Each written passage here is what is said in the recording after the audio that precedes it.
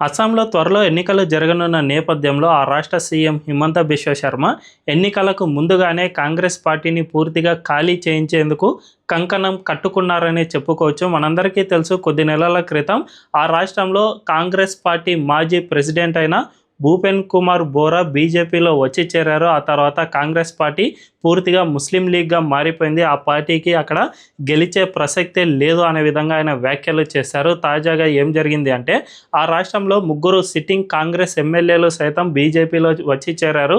వీళ్ళు కూడా ఆ రాష్ట్రంలో కాంగ్రెస్ గెలుపొందే ప్రసక్తే లేదు, ఆ పార్టీలో తాము అలాగే ఉంటే ఖచ్చితంగా మా భవిష్యత్తు కూడా శూన్యం అయిపోతుంది అనే విధంగా ఆరోపణలు చేసి మరీ బీజేపీలోకి వచ్చి చేరారు. దీన్ని బట్టి చూసుకుంటే ఆ రాష్ట్రంలో హిమంత బిశ్వ శర్మ పాలన ఏ విధంగా ఉందో అర్థం చేసుకోవచ్చు. వచ్చే ఎన్నికల్లోనూ ఖచ్చితంగా బీజేపీనే మరోసారి అధికారంలోకి వస్తుంది అని ఘంటాపథంగా చెబుతూ ఉన్నారు. మరి ఈ విషయంపై మీ అభిప్రాయం ఏంటో కామెంట్ల రూపంలో తెలియజేయండి.